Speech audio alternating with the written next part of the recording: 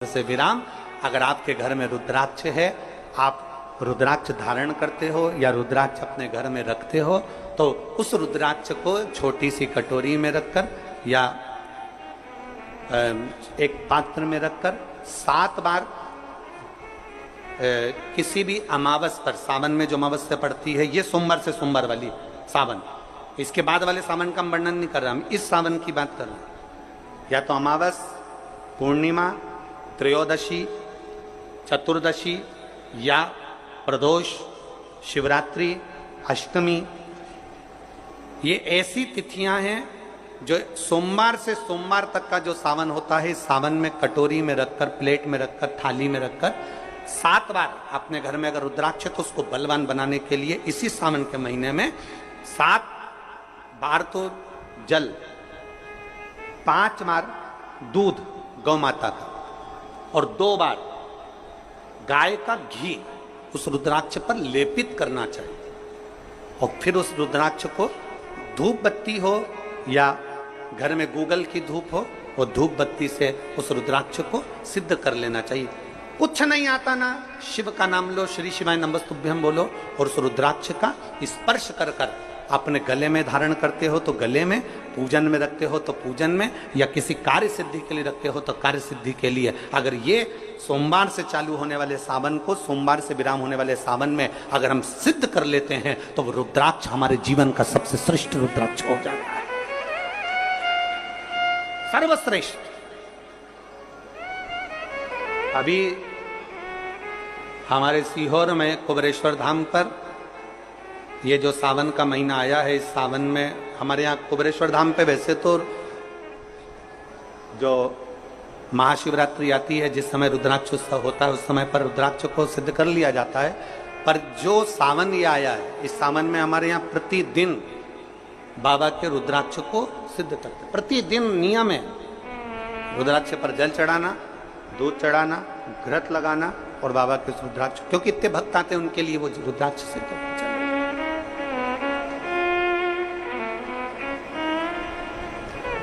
इसी सावन में 4 मुखी 3 रुद्राक्ष, कितने? 4 मुखी कितने? 3।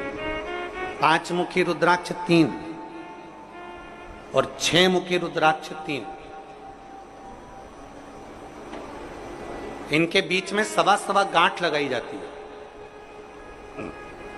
4 रुद्राक्ष कितने? जल्दी बोलो। 4 मुखी रुद्राक्ष कितने? 3। 5 मुखी रुद्राक्ष कितने? 3। 6 मुखी रुद्राक्ष कितने? 3। इनके बीच में 1.25 गांठ लगाई जाती है। मतलब एक गांठ पूरी लगाई जाती है, फिर आधी गांठ लगाकर फिर रुद्राक्ष को डाला जाता है लाल धागे में, फिर 1.25 गांठ ऐसी चलती है। 9 रुद्राक्ष होते हैं कुल टोटल। अगर ये 9 रुद्राक्ष को शंकर भगवान के शिवलिंग के पास में रखकर, ये सावन, इसको अन्य सावन में नहीं कर सकते, केवल इसी सावन भगवान शिव के मंदिर में शिवलिंग के पास उसको रखकर 7 लोटा जल, 5 बार दूध और 2 बार घृत अगर लेपन कर दिया जाता है उस माला को, और उसी माला को हम बेलपत्री के पेड़ के नीचे बैठकर अपने गले में अगर धारण कर लेते हैं तो दुनिया का ऐसा कोई कार्य नहीं जो तुम्हारे लिए हो नहीं, पक्के में होकर ही मान। उस रुद्राक्ष का इतना महत्व, ये तुम जो सहज में सुन रहे हो ना, हम फिर कहेंगे दया सिंह, जो हम फिर दया सिंह जी को धन्यवाद देंगे कि ये जो सावन के महीने की कथा लिए दया सिंह जी, ये साधारण नहीं है। दुनिया के लोग भले इसको सहजता में रख लें। 27 जुलाई 1953 में ये सावन आया था, उसके बाद 2024 में ये सावन आया। लोग तरसते हैं इस सावन के लिए कि इसमें हमें रुद्राक्ष को सिद्ध करना है, हमें इसमें बेलपत्र का पान करना है, इसमें हम जो मांगेंगे हमारा बाबा कृपा करने के लिए तत्पर रहता है। ये वो रुद्राक्ष का आनंद उठाते हैं। मैं धन्यवाद देता हूं दया सिंह जी आपको बहुत बहुत, और पूरी समिति को। शिव मंदिर में जैसे आप लोग जाते होंगे शंकर जी के मंदिर में, तो ये तो शिवलिंग हो गया, ये जलाधारी हो गई, ये जलाधारी है, ये शिवलिंग है। और जलाधारी और शिवलिंग के यहाँ, शिवलिंग से लेकर जहां से पानी नीचे गिर रहा है, आप पानी यहाँ चढ़ाते हो तो ये घूम के यहां से नीचे आ जाता है। आपने जल यहां चढ़ाया शिवलिंग पे तो जल घूमकर यहां से नीचे आ जाता, इस जगह से नीचे की ओर आ जाता है, इस स्थान से। प्रयास करिए, ये जो सावन आया है 72 वर्ष के बाद, प्रयास करिए कि कितना बड़ा भी रोग है, कितनी बड़ी भी बीमारी है, आप डॉक्टर से इलाज करवाओ, पर ये जो स्थान है अशोक सुंदरी का, इस स्थान पर एक बार अपनी हथेली रखकर देखिए और भगवान शिव से पंचाक्षर मंत्र नमः शिवाय, षडाक्षर मंत्र ओम नमः शिवाय या श्री शिवाय नमस्तुभ्यम स्मरण कर कर देखिए और एक बेलपत्र बाबा की लेकर जहां से पानी नीचे गिरता है उस स्थान पर लगाकर उसी बेलपत्र को खाइए और फिर जाकर डॉक्टर को एक बार फिर जांच करवाइए कि उस रोग में आराम कितना लगा है, उस रोग में अंतर कितना आया। सावन का ये महीना जिसमें आप भगवान शंकर की अविरल भक्ति को धारण कर रहे हो, सोमवार से सावन चालू हुआ और सोमवार के दिन सावन विराम होगा। ऐसा सावन 72 साल के बाद आया। 27 जुलाई 1953 में ऐसा सावन पड़ा था। कितनी तारीख को? जम के बोलो जरा। 27 जुलाई 1953 में ऐसा सावन पड़ा था, जो सावन सोमवार से चालू हुआ था और सावन सोमवार के दिन विराम हुआ था। 72 साल के बाद ऐसा सावन आया है जिसका योग आज है। 27 जुलाई 1953 में ऐसा सावन आया था। अब जरा किस्मत देखिए, आपका भाग्य देखिए रे छत्तीसगढ़ वालों, नजर उतरवा लेना आप कि 72 साल बाद ऐसा सावन आया जो सोमवार से चालू हुआ, सोमवार को विराम हो रहा है।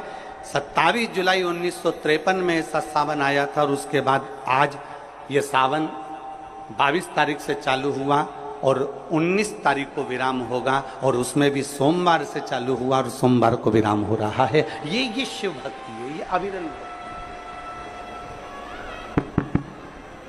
ये भगवान शंकर की अविरल भक्ति है। आप और हमको प्राप्त हुई, हमें मिली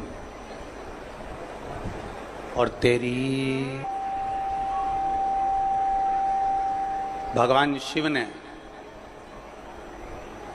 अघोर अस्त्र धारण किया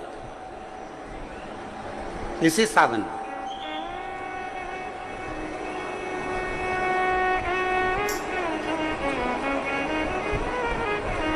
एक त्रिपुरासुर असुर हो गया, 3 पुरियों का निर्माण कर कर वो निवास कर रहा है।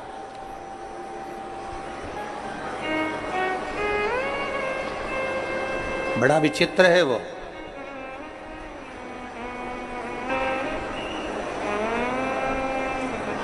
बहुत सावन आते हैं, सारे सावन आते हैं।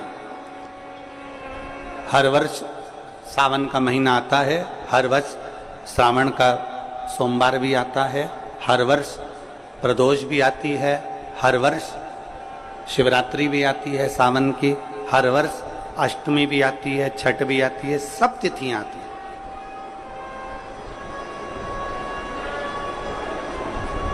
ये सारी तिथियां हर साल आएंगी, हर साल प्राप्त होंगी, पर जो योग मेरे देवाधिदेव महादेव का लगा है सोमवार से प्रारंभ होकर सोमवार के विराम का, ये सावन बार बार नहीं आता, ये सावन इतनी जल्दी नहीं आता।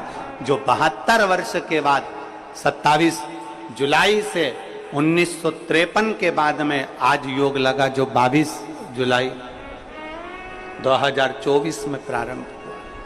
बहुत बहुत ना जाने कितने कितने कितना कितना साधना तप असुर का वध कर दूं, पर नहीं मर। ब्रह्मदेव ने विचार करा कि त्रिपुरासुर का वध कर दूं, नहीं मर। आखिरी में खबर गई भगवान देवाधिदेव महादेव के पास, भगवान शिव जी के पास। भगवान देवाधिदेव महादेव, मेरे महाकाल राजा, मेरे कालाधिपति, मेरे ओमकारेश्वर, मेरे विश्वनाथ, मेरे परली वैद्यनाथ, मेरे वैद्यनाथ ओगरदानी, मेरे केदारेश्वर भगवान शिव विराजमान थे, नेत्रबंद थे भगवान शिव। और सबने, सारे देवताओं ने जाकर भगवान शिव से विनय करी, निवेदन कर, भगवान देवाधिदेव महादेव से निवेदन कर। और जब भगवान शंकर से निवेदन किया, भगवान शिव से विनती करी, भगवान शंकर से बारंबार जब प्रार्थना करी है, भगवान शिव से बार बार विनय किया गया, तब भगवान शंकर ने नेत्र खोले और भगवान शिव नेत्र खोलकर पूछे, ऐसा क्या हो गया जो आपको आना? ये 33 कोटि देवता, ये सारे देव आज मेरे पास में कारण क्या बन गए? कौन सा कारण? यदि आपसे कोई पूछे कि भगवान शंकर के गले में बासुकी नाग आया, भगवान शंकर के हाथ में त्रिशूल आया, भगवान शंकर के मस्तक पर गंगा आई, भगवान शंकर के मस्तक पर त्रिपुंड आया, भगवान शंकर के नेत्र 2 थे 3 हुए, त्रिनेत्रीधारी कहलाए, त्रिपुंडधारी कहलाए, भगवान शंकर के पास बेलपत्र आई, कोई तुमसे कहे कि शिवजी के गले में रुद्राक्ष आया, भगवान देवाधिदेव महादेव के पास रुद्राक्ष आया, कोई तुमसे पूछ ले कि यह रुद्राक्ष का प्रागट्य कब का है, रुद्राक्ष का जन्म कब हुआ,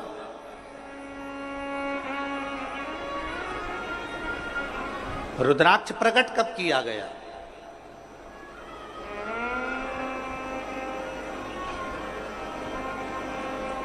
अब जरा बहुत हमसे भी कई लोग पूछते हैं, जितने लोग संसार का क्या हो जाता है कि रुद्राक्ष का जल अमृत के तुल्य हो जाता है और कैंसर जैसा रोग भी समाप्त हो जाता है। रुद्राक्ष के जल में ऐसा क्या है?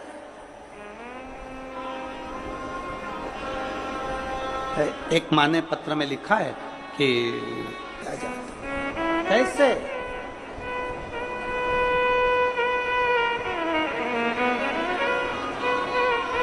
शिव कथा कर रही है, भगवान शंकर का संवाद कर रही है, भगवान देवाधिदेव महादेव का चरित्र का है, शिव महापुराण की कथा कर रही है। त्रिपुरासुर असुर है, 3 पुरियों का निर्माण कर कर उसमें निवास करता है, 3 पुरियों का निर्माण कर कर उसमें निवास करता है, पर उसके प्राण जा नहीं सकते। भगवान नारायण ने प्रयास किया, वो नहीं मरा, प्राण नहीं छूटे। भगवान शंकर के ब्रह्म मुरारी, तप से बड़ा तप और दुनिया का सबसे बड़ा आभूषण मौन रहना, ये दुनिया का सबसे बड़ा तप और सबसे बड़ा आभूषण है। हम भगवान शिव को किस तरह से रिझा सकते? और फिर निवेदन करूंगा, जितनी सरलता से, जितनी सहजता से आप शिव को रिझाओगे, उतनी सरलता से शिव रिझता है, उतनी सरल।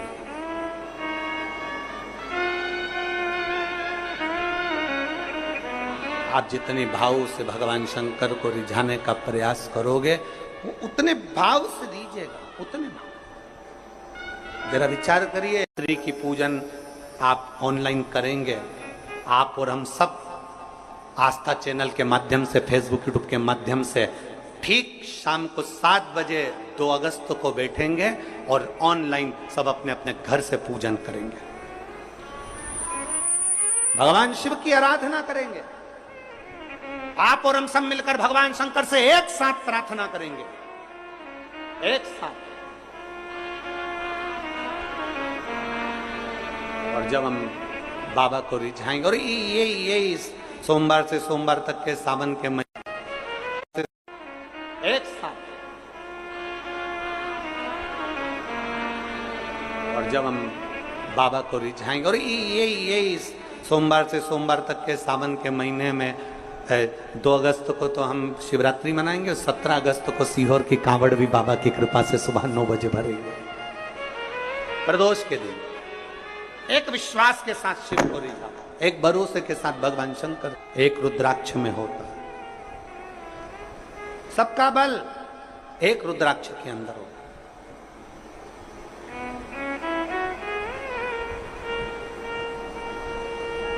कई जगह पर रुद्राक्ष पर रिसर्च किया जा रहा है। वो 2 कंपनी का नाम तो हमको स्मरण में था, मुंबई की, और 1-2 कंपनी काशी की हमारे स्मरण में, पर नाम याद नहीं आ रहा। कई जगह पर रुद्राक्ष पर रिसर्च चल रहा है कि आखिर रुद्राक्ष में ऐसा क्या होता है कि तांबे के कलश में गलाया और उसका पानी शिव जी को चढ़ा कर आचमन किया तो फल मिल जाता है, रोग मुक्ति हो जाती है, श्रेष्ठता हो जाती है। कोई बाच रहा है तो वो शिव ही बाच रहा है, इसमें कोई प्रदीप मिश्रा या कोई अन्य महाराज नहीं बाच सकता, बाचने वाला शंकर है। कथा सुन रहा है तो आप नहीं सुन सकते, आप ये 3 घंटा एक जैसे आसन लगा के कहां बैठ सकते हो? तुम आधा घंटा कहीं नहीं बैठो, तुम फिल्म देखने जाओ टाकीज में और एक जैसी बस यूं बैठी बैठी रहो, 25 बार तो मूंगफली चबा जाओ, 2-4 बार आइसक्रीम खा जाओ, उतनी देर में भी तुम कहीं सीट पीछे आगे नीचे ऊंचे मर्जी पड़ी। आधे 2 घंटे की फिल्म में 15 मिनट का इंटरवल, फिर चले गए, फिर घूम आए, फिर बैठ गए।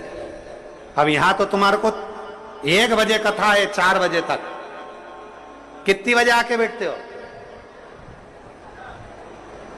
10 बजे सवेरे, 9 बजे सवेरे यहां आके बैठ जाते हो। अब 9 बजे से पानी की बोतल साथ में, थोड़ा बहुत सामान अपने साथ में, और बच्चे आए हैं तो फिर उनका भी सामान साथ में, तो फिर 10 बजे से एक जैसे बैठे और 4 बजे कथा छूटेगी, सब अपने अपने घर जाते जाते 5 बज जाए, 5:30 बज जाए, कोई 6 बज जाए। समय जरा देखिए कि तुमने शिव को कितना दिया, शंकर को कितना समर्पित किया। नर्मदा पुराण कहती है कि जिस नगर में, जिस कॉलोनी में, जिस सोसाइटी में, जिस मोहल्ले में, जिस क्षेत्र में शंकर का शिवलिंग रहता है, शंकर का मंदिर रहता है, वहां कभी अकाल नहीं पड़ता है, वहां शिव संभाल